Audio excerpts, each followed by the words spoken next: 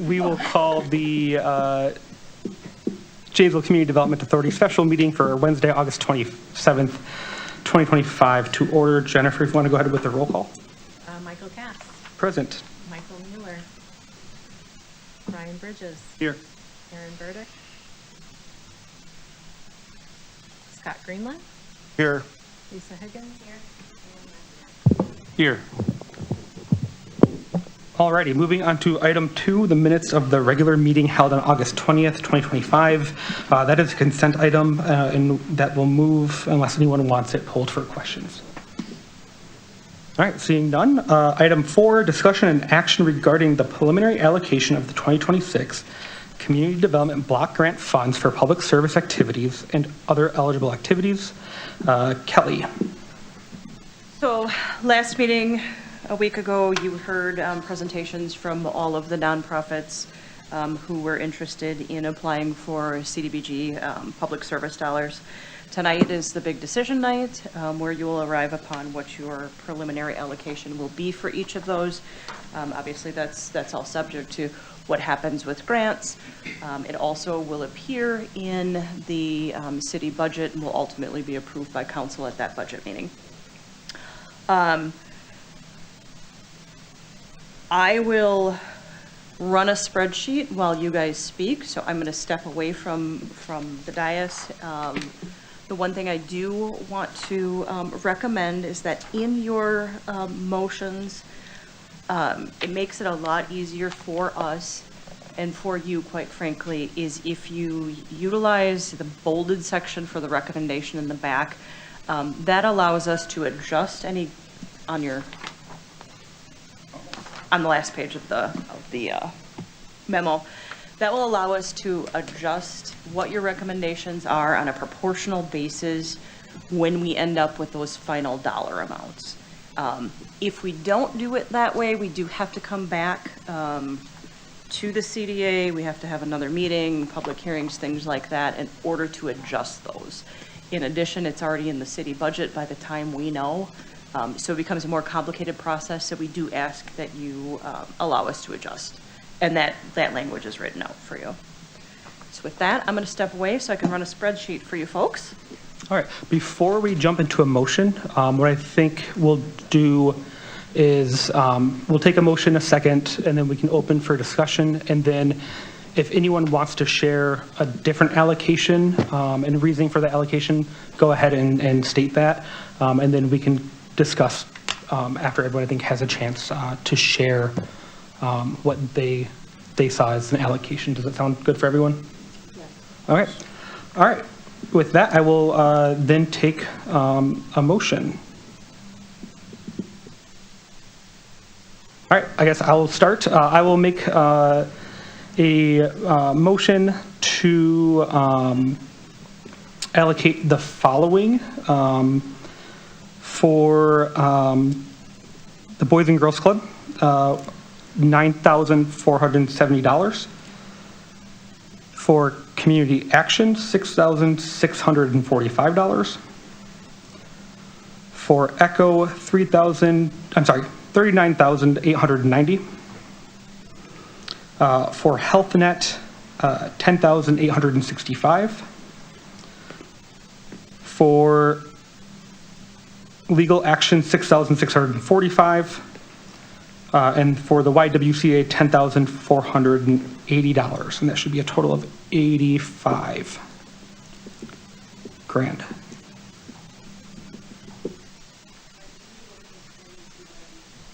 Yep, I might have misread.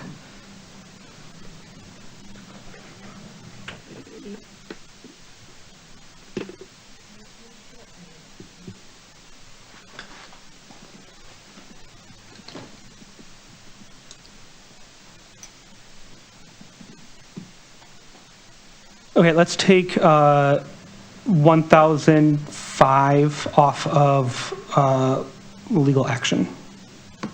Can we oh, okay. Let's add 1,005 to Boys and Girls Club. No, I didn't do the math. Alrighty. Do I have a second? I second that. All right. And then now we can open for discussion. So I would like to make a friendly amendment to that concerning the legal action. In light of the fact that we're short for a lot of the requests, and some of these requests are actually based on what we did last year, but we would be shorting them this year.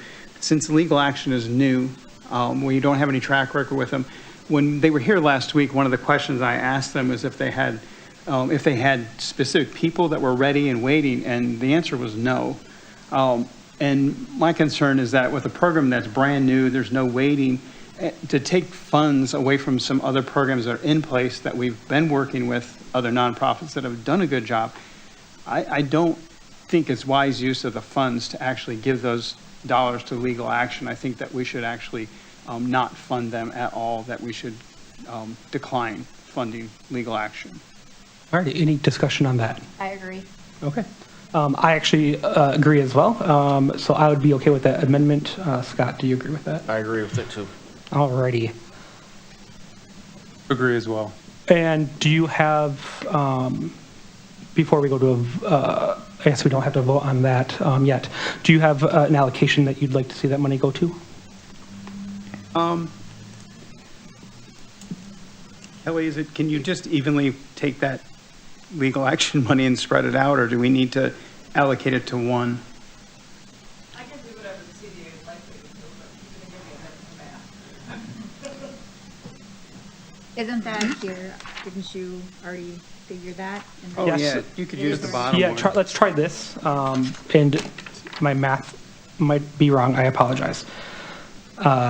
We'll do Boys and Girls Club, $10,820.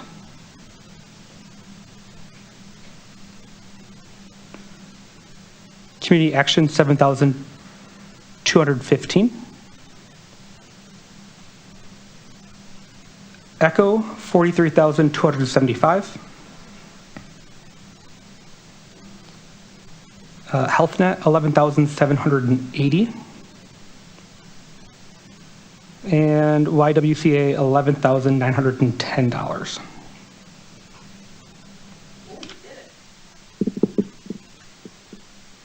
All righty. Any discussion on this?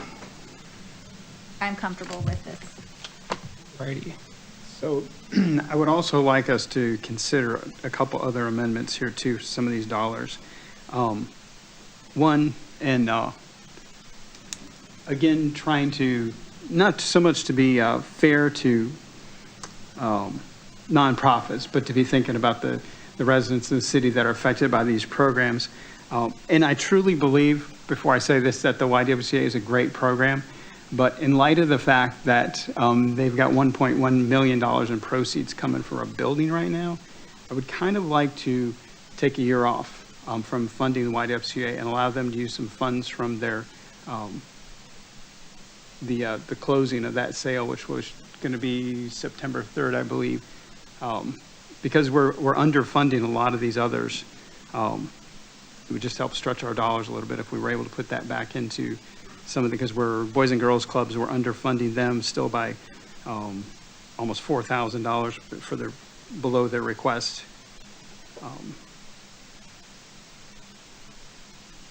Did you have a breakdown of where you'd like that YWCA money go?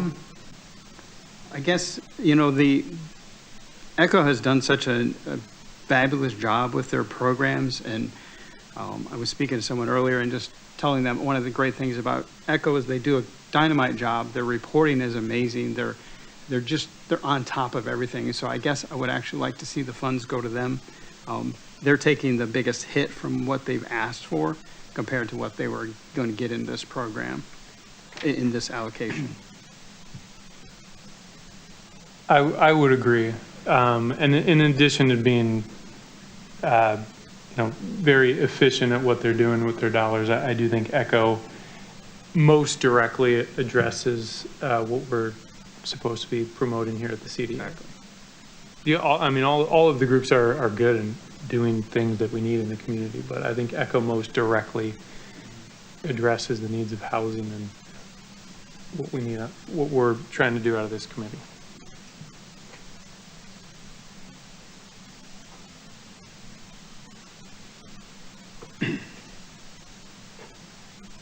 So I would agree with moving those YWCA dollars all to Echo. Can we compromise and do half? Half of, Half of the Y. So, like, Are you asking? Six- Go ahead, Max. $6,000 still to the YWCA? so, I mean, I understand that the YWCA's got great programs, and there's no doubt about that.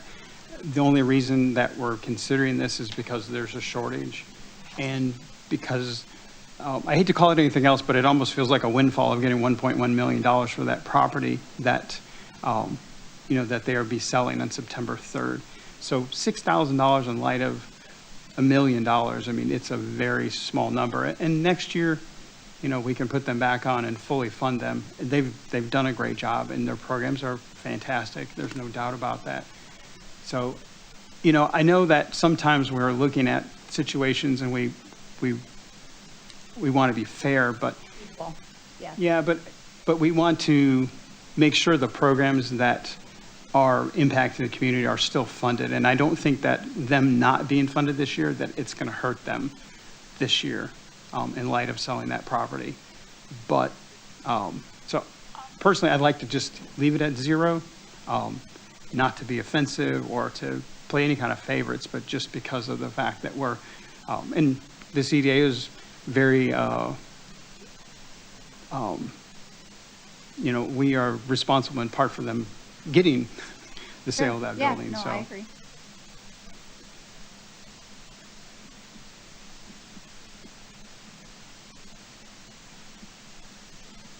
Does anyone else have any thoughts about that allocation for the YWCA? Would it be okay if we put a little extra towards community action? Absolutely. I don't want to see, I actually have one other amendment I want to make too, but we just haven't got that far yet. So, I'd feel yes. free to share it. I'm sorry. You can go ahead and share it. So the other thing that I would like us to seriously consider, what I would propose in this is actually that we fully fund the Boys and Girls Club at $15,000. We'd fully fund Community Action at $10,000. We'd fully fund ECHO at $60,000. That comes up to the $85,000 that we have to work with. My thought process I've already explained on legal action and YWCA. HealthNet is the other. One, the HealthNet received earlier back in May. We gave them an additional $2,800 in funds back in May. But to Max's point that he made earlier, the HealthNet is a good thing in our city, and all of these are great causes. So it's kind of hard sometimes to say, well, what are we going to defund or not fund to try to hit these numbers?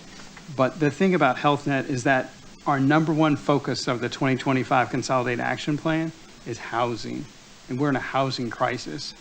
And the thing is with HealthNet, they are not impacting the housing crisis. The residents of the city of Janesville have resoundingly told us that their number one concern is housing. And we all know it, we all see it. It's the main function of the CDA. We're okay with giving money to HealthNet, but it's really not our focus. It's really not, it's not the city of Janesville residents. That's not really their focus. So what I would propose is Boys and Girls Club get $15,000, Community Action gets $10,000, and we fully fund ECHO's request at $60,000, and that we just don't fund HealthNet, Legal Action, or YWCA. So I am not a fan of that friendly motion or that amendment. I like the second one that you proposed for the simple fact that HealthNet offers care to individuals who cannot afford care. They don't have insurance while despite working.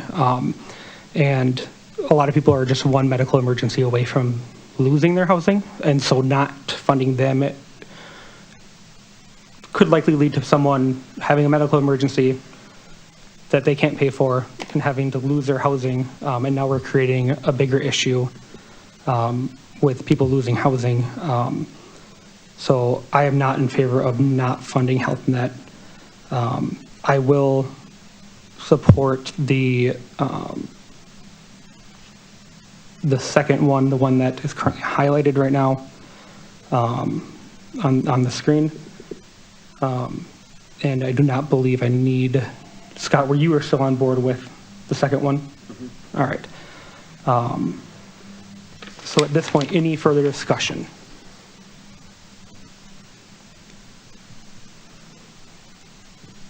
So going back to HealthNet, what I think what at- medical? I think at this time, since I've denied the motion, that ends, since I've denied the motion, that ends the discussion on that. So right now, any further discussion on 2A that does not include not funding Health Net is where we're at. Okay. I'm sorry, friendly amendment 2. Just to be clear, then we have two friendly amendments, which then equates to what Kelly's highlighted in gray. Yep. Any further discussion on friendly amendment 2 that's highlighted? All right, we will take a vote.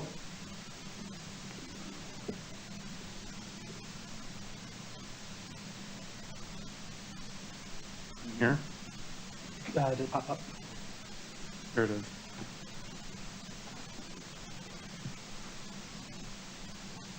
So that is for So we're what is approving- highlighted on this, on the Yep, spreadsheet. column D is what we're voting on. Oh, 1 second. I just ask you to put that caveat into the Oh, motion. yep, thank you. With the caveat that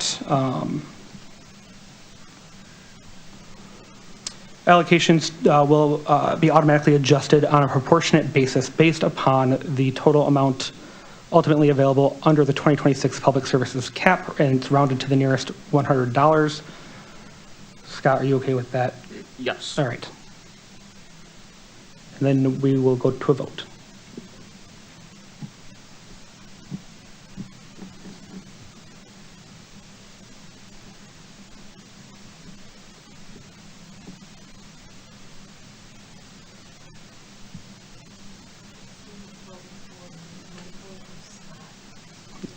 I don't have it.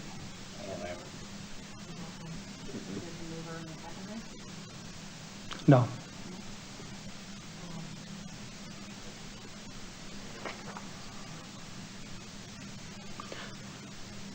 Do we just want to do a voice vote? Or if you could tell me, then I will put those in. Yeah, we want to do a voice vote. Okay. Lisa Higgins, Yes. Max Ryan, Yes. I'm a yes. Scott, Yes. Council President Burdick, Yes. and Brian Bridges. No. Alrighty, that passes 5-1. Alrighty, and then we will move on to item 5, presentation, discussion, and action on home ARP funding request from Lutheran Social Services and ACC. And I'm sorry, I don't know what ACC is. Jennifer. Are we doing the Habitat for Humanity item number 4? I'm sorry, yes, I skipped that one. Discussion and action regarding the preliminary allocations of the 2026 Home Investment Partnership Grant Funds for eligible activities. Jennifer. Okay, so each year, as part of our 2026 annual action planning process, we solicit proposals from developers and nonprofit agencies in creating affordable housing opportunities.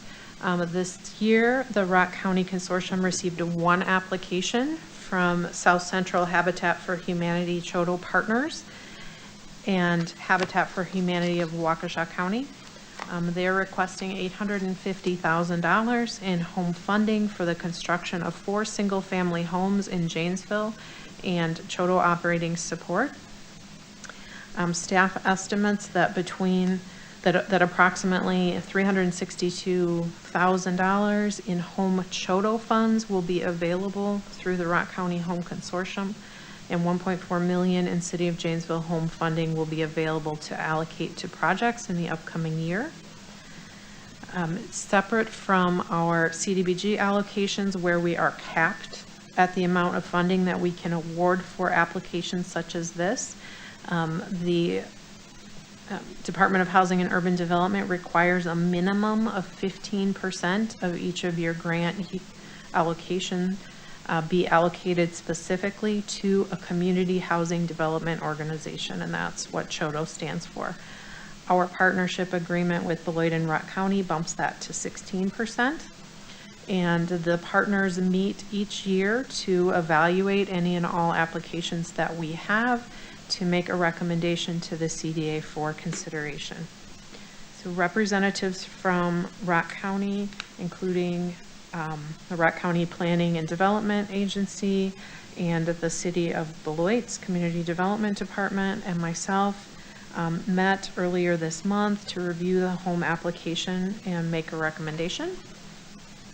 All of the partners were supportive of considering an allocation for Habitat for Humanity for this project.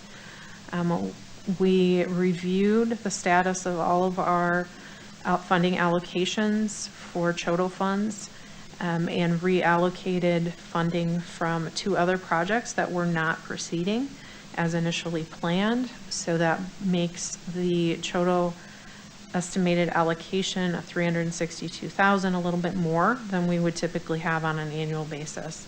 For example, in 2025, $82,000 was our CHOTO allocation.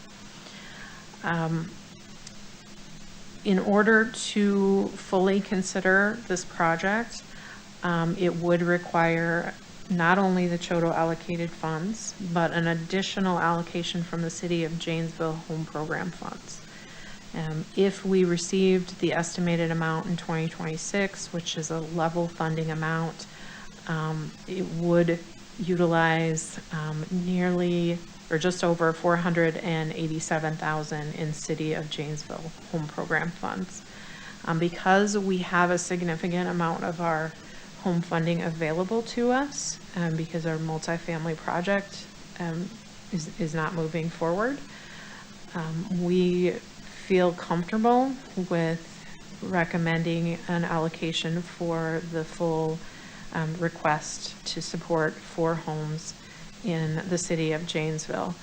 So we'd be using almost half of that would come from the county-wide CHOTO allocation, with the balance coming from the City of Janesville allocation. In order for Habitat to be able to plan and manage this project, they're hoping to do a number of projects simultaneously to have some economies of scale.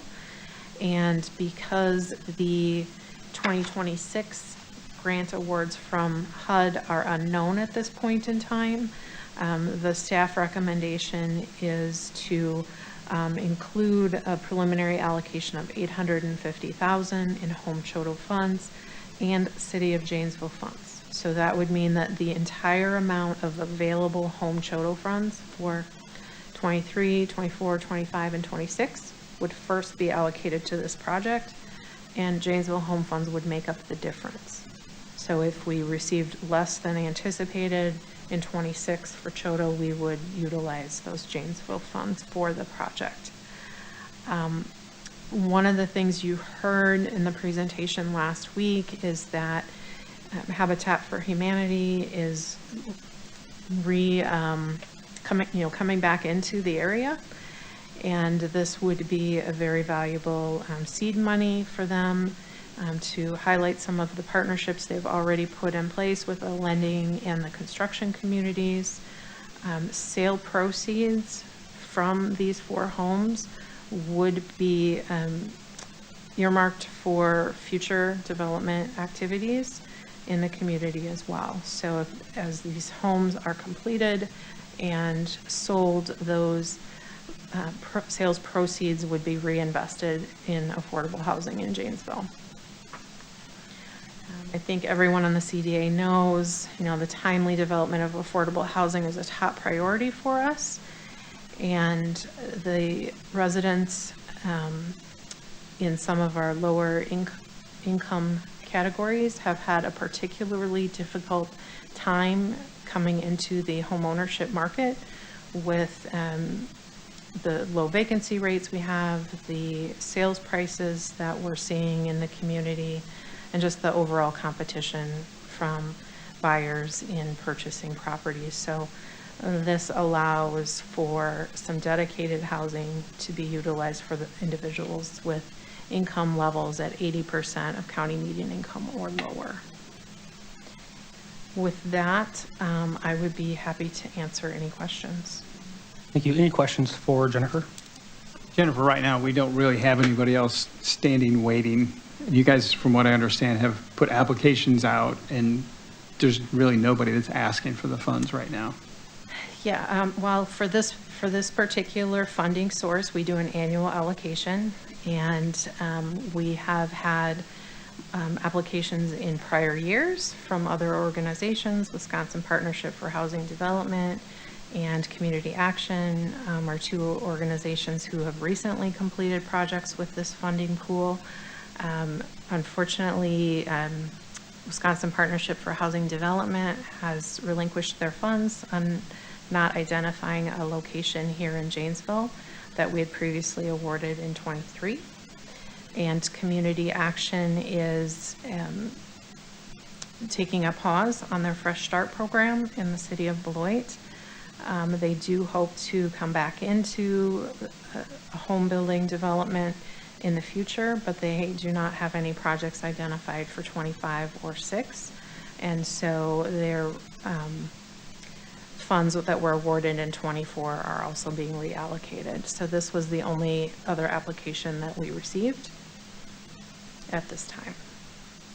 And do we have, I know you said that the funds would be reinvested. Do we have a way to ensure that they're reinvested in Janesville? Is that? Yeah, so after this, if the CDA approves it, the Habitat for Humanity will be required to enter into a developer's agreement that will require them to adhere to all of the home program rules, as well as other administrative items in terms of requesting their reimbursements, and it will address sales proceeds. And there are provisions that allow for the developer to retain those proceeds, but then you have to be specific in the agreement about the type of projects that they can be used for in the future.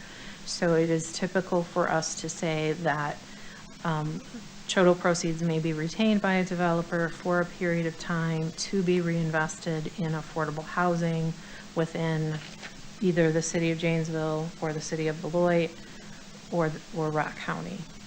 So the funds could be used outside of Janesville. So that is typical for this one because the funding is coming from our county-wide CHOTO allocation as well as the city portion. I would prorate those in terms of what our agreement is. So if the city of Janesville home dollars were half, for simplicity's sake, half of those sale proceeds would be restricted to a future project in the city of Janesville, and the other half could be in Janesville, but could also be in the city of Beloit or elsewhere in Rock County. And those projects would be approved by the home consortium as well. Okay. Thank you. Your second question was my question, so thanks for asking. Anything further for Jennifer? Alrighty, I will take a motion.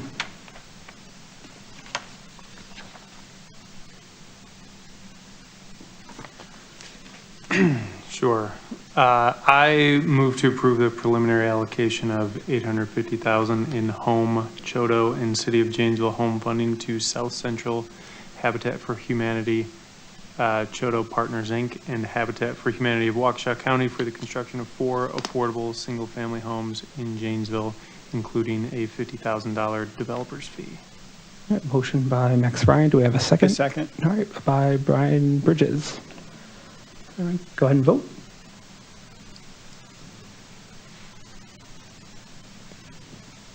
All right, we'll do a roll call vote. Lisa Higgins? Yes. Max Ryan? Yes. Yes. Scott Greenland, Yes. Council President Burdick, Yes. and Brian Bridges. Yes. All right, that passes unanimously. All right, and now we will move on to item 5, presentation, discussion, and action on home ARP funding requests from Lutheran Social Services and ACC. Jennifer, you have a presentation? Yes, just in terms of background regarding the home ARP program, I want to make sure that the CDA recognizes that this is a separate funding allocation that the Rock County Home Consortium received from the U.S. Department of Housing and Urban Development.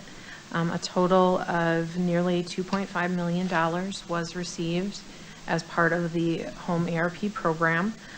This is a program that was intended specifically for the creation of affordable housing units, so a narrow focus, and intended to serve an eligible population.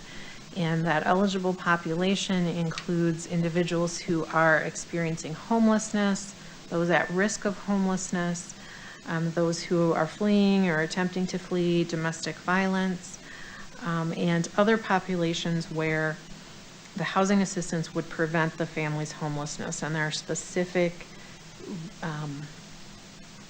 factors that go into that definition for the home ARP program. Essentially, they are looking for those that have the greatest need for housing stability through this program. Funding was, the Rock County Home Consortium initially did an open RFP and identified a number of projects that would be receiving funding, subject to them receiving tax credit awards and being able to bring all of the other details that go into bringing an affordable housing project together. And recently, we reopened that RFP process for countywide applications when our original projects were not moving forward. And the CDA may remember about a month ago, they did approve a funding allocation to ECHO under the Home ARP program for the Jeffries Flats Supportive Housing Project. We have now received an application from Lutheran Social Services of Wisconsin and Upper Michigan and Alternative Continuum of Care of Dakota Dunes, or ACC. And they are requesting an allocation of $829,632 in home ARP funding to support the development of a 55-unit affordable housing project in the city of Beloit, which would include 6 units specifically designated for eligible populations under the home ARP program and supportive services for residents in those units, totaling an estimate of 24 residents. I'm going to turn it over. We have Hayden Frank with ACC and Dawn Smith with Lutheran Social Services here. I'm going to turn it over to them for a brief presentation about their background and a little bit more details about the project, and then come back and continue the discussion and some of the other criteria that we look at in evaluating a proposal like this, and we'll have a suggested motion for the CDA. All right, thank you. Good evening. I'm Hayden Frank with Alternative Continuum of Care. And Dawn Smith, Lutheran Social Services.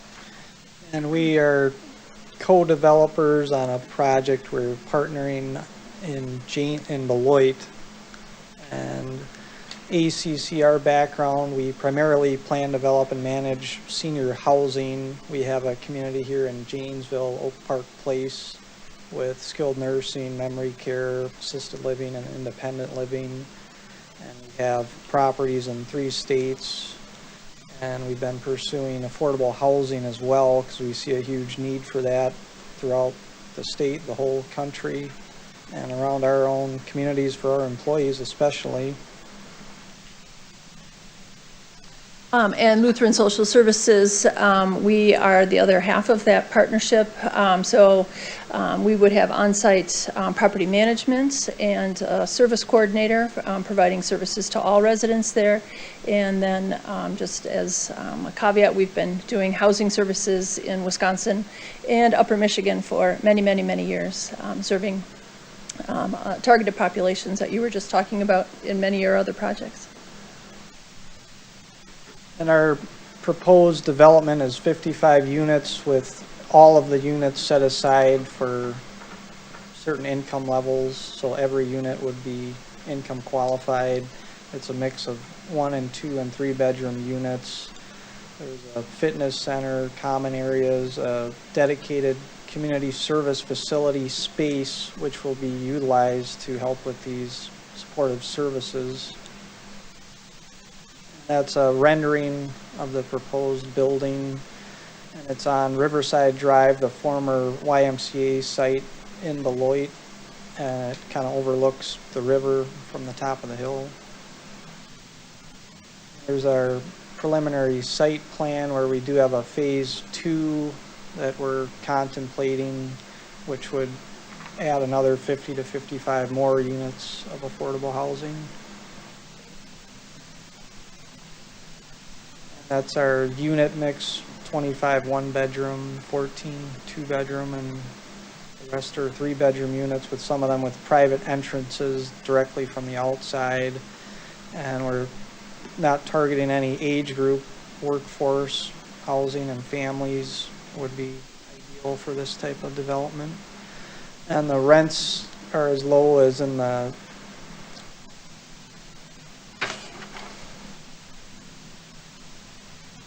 $400 to $500 range for the 30% county median income level, and the 80% units are closer to a market rate rent, but still a little cheaper than some of these brand new developments.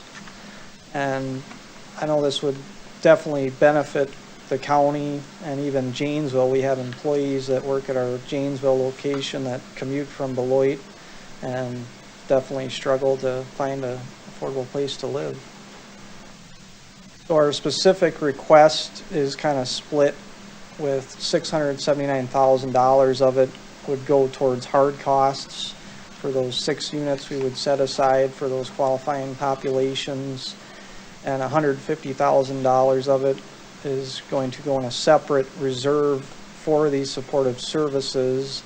And there's a timeline on these funds where they have to be spent by the end of 2029, which is why we calculated about $150,000 to serve these 6 units through that time period.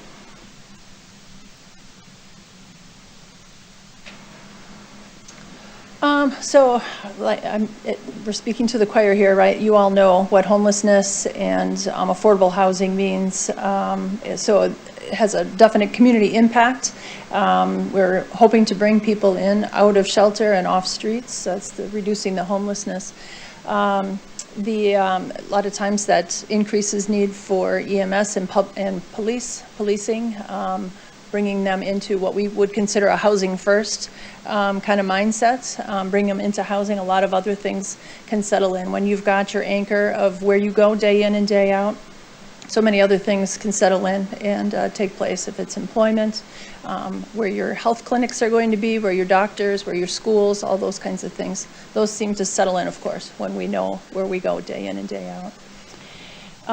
Some workforce stability, of course. We talked as well that this is workforce housing, so it's got that 30, 50, 60, 80%, so a variable rate of income that's being looked at for this. So many varieties of positions, employment, maybe with our public sector of service-oriented positions, teachers, maybe some manufacturing, support services, those kinds of things. So bringing some new housing into the area, giving them some options that they can afford housing and still balance out all those other needs that they have.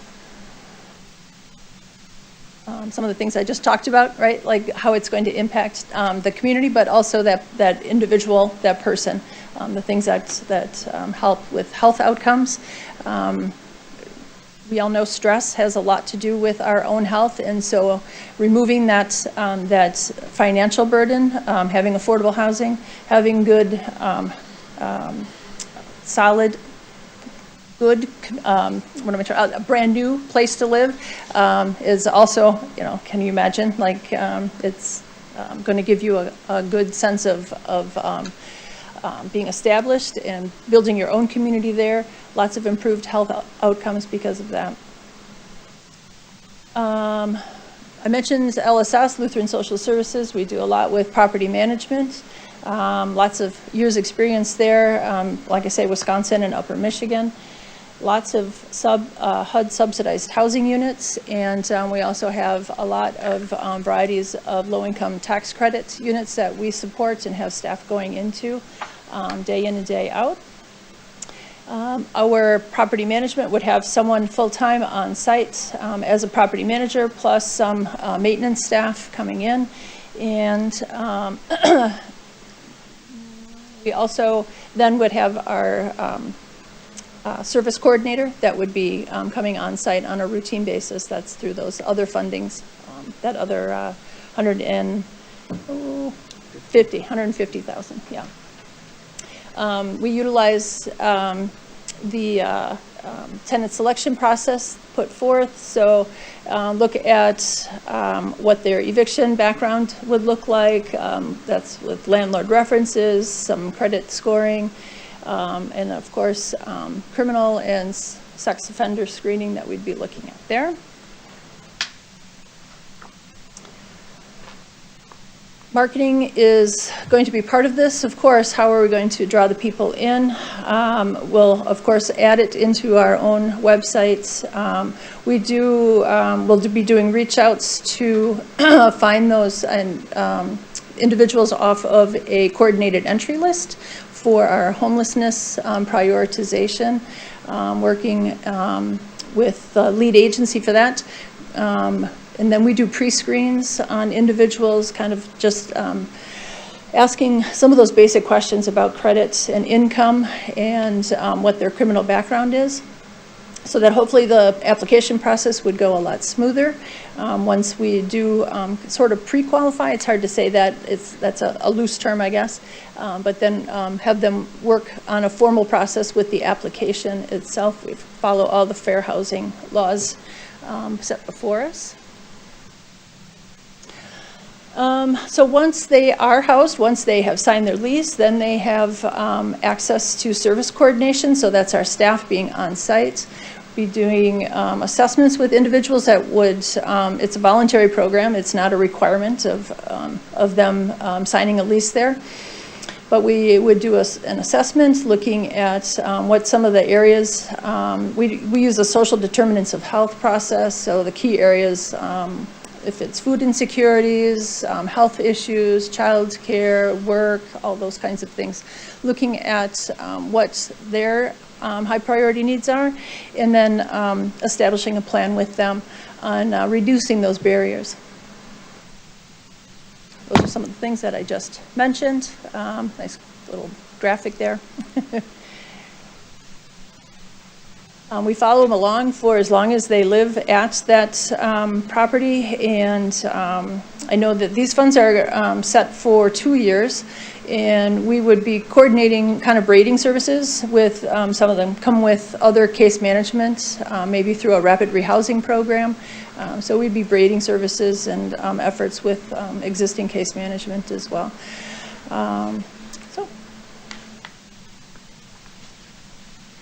Thank you. Any questions for the presenters? Is it set year to year for the lease for the tenants, or is it open-ended? Typically we do year to year, yes, Okay. 1 year. Mm-hmm. For renewals, do you do a renewal for another year, 6 months, month to month? How do you guys handle that? So I am not 100% versed on all of that, but I am going to, from what I understand on us walking with people along the way, I'm pretty sure it's annual that we do that as well. Okay. Yeah. You said that you're currently managing 438 HUD units. Where are those units at? So that's all of Wisconsin and Upper Michigan. Okay. Yeah. And so when is this project slated to be completed if it was funded? So we received our tax credit award in the spring of this year, and now we're at kind of a funding gap that we need to fill to hopefully start construction early next year, spring, to hopefully open the following year in the spring. So like early 2027? Correct. And you mentioned that it was employees would be given first opportunity. Are those LSS employees? Is that what you referred to? I thought I understood you say that employees would have, No, I was marketing saying originally our- would be marketed to employees. No, I was saying our employees would benefit from this that work in Janesville, even though the project's in Beloit. Okay. But it's first come, first served. There's no reserving. In a property like this with lower income individuals, do you guys do any kind of inspections for the units to make sure people aren't just destroying units? Is that something that you can do? I don't know if it's even legal to do that, but Sorry, I can answer that. It is legal. They have to give, landlords have to give a 12-hour notice to enter unless there's a cause like to stop damage or an emergency. They can then enter without the notice, but it's 12 hours prior. is that something that you guys do to just kind of keep track of a property's being taken care of? Definitely, yeah, yep. That's good. That's all I have. One question for me. So absent the 829,000 from the Janesville Home Funds, would this project be stalling out? You say there's a funding gap, or would you guys be looking to change your unit mix to have, can you have like, or what, I mean, what would you guys, what would be your next step if? We'd be stalling out and looking for other funding at that point, because we can't change the unit mix we already applied for to WIDA. Yep. And our zoning, same thing, we have a 55-unit building approved, so that'd take a lot of time to change that, try to reduce units. Based on your request before the CDA, would that fully fund you? That was what I wasn't clear on either.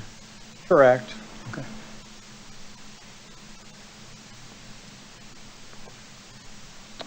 Alrighty, anything further for the presenters? Alrighty, thank you. If you guys want to have a seat. Any questions for Jennifer before we move to a motion? Or Jennifer, do you have anything to add? Yeah, I just wanted to mention a couple other items briefly. When the members of the Home Consortium met to evaluate the project, we do look at things like the project description, feasibility, the financial feasibility, the cost reasonableness of what is being requested, the need for the project, the unit mix, and organizational capacity and experience, to name a few. The consortium members are all supportive of funding the project and have made additional, with the exception of Janesville, have made additional funding commitments to the project. The city of Beloit is contributing an additional $3 million in TIF funding to the project, and Rock County is contributing $989,000 in funding to support this project. So they do recognize a strong need for it and benefit for the community, for the county. I understood that there was one funding source still pending, which is the AHP funding. Is that correct? Yeah. So, and a decision on that funding application is anticipated shortly, but this funding would fill that gap, and sources would match the uses and really enable this project to move forward in a timely manner. The project would create 55 affordable units, so it's 6 home ARP units, but all 55 of the units in the project would be considered affordable units. In addition to the supportive services that would be provided in part by the home ARP funding for those residing in the 6 units, and a total of 11 supportive housing units total in the project. And this partnership would provide them with supportive services for a 15-year time period. So we are providing a portion of that with a home ARP allocation, but the commitment is in place as part of their WIDA tax credit funding. So those residents would be provided with supportive services for that length of time as well. The use of home ARP funds aligns well with HUD's requirements and local priorities, really meets that critical housing needs, and they have a schedule that would move forward in a timely manner to getting those units developed. City staff does recommend preliminary approval of Lutheran Social Service and ACC's request for $829,632 in home ARP funding to construct a multifamily project with 6 designated home ARP units and supportive services. I would request that any motion make this approval contingent upon final underwriting review and securing all funding sources by February 1 of 2026, which allows a bit of a buffer from this AHP funding award that is anticipated. But if for some reason that didn't move forward, those funds would again be available for other potential projects. And I'd be happy to answer any questions. And the 55 units, that's open to anyone that applies. It's not just individuals from Beloit. Correct? Correct. Okay. Yeah. All right. Is it restricted to, like, if somebody from South Beloit, Illinois wanted to? It's not restricted in that way, is it? Okay.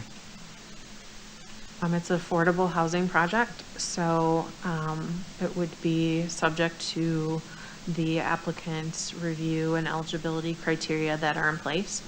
The home ARP units would be offered spots evaluated through the continuum of care, which is a coordinated entry system throughout Rock and Walworth counties that is an assessment of individuals applying and those individuals who would have the greatest need on that scale would be those individuals that would be looked at first.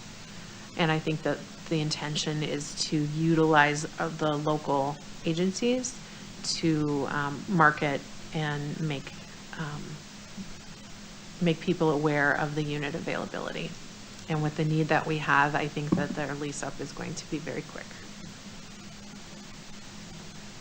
Anything further for Jennifer? All right. Do I have a motion? Go ahead. I move to approve LSS and ACC's request for $829,632 in home ARP funding to construct a multifamily affordable housing project with 6 designated home ARP units and the provision of supportive services contingent upon final underwriting review and all funding sources being secured by February 1st of 2026. Thank you. Second. Second. All right. First by Council President Burdick, second by Brian Bridgers. We'll see if we can vote. One Yep, second. absolutely.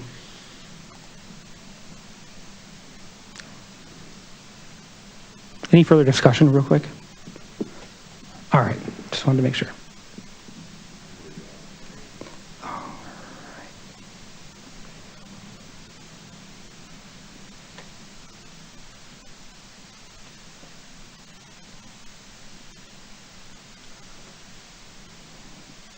All right, who did not get the vote button? Michael and Scott. Not getting them? Oh, so we can just do mine and Scott's? All right, yes? Yes.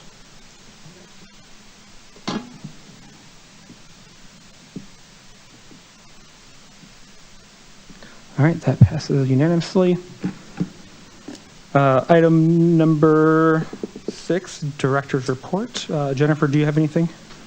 I have nothing to add this evening. All right, and Kelly, did you have anything? I do not, thank you. You're welcome. All right, item 7, CDA announcements. Announcements are limited to CDA member activities, memorials, and non-political community events. Discussions on matters related to governmental business is prohibited. Does anyone have any announcements? All right, item 8, a motion to adjourn. I move we adjourn. All right, so do I have a second? Second that. All right, all in favor say aye. Aye. All righty, we are adjourned.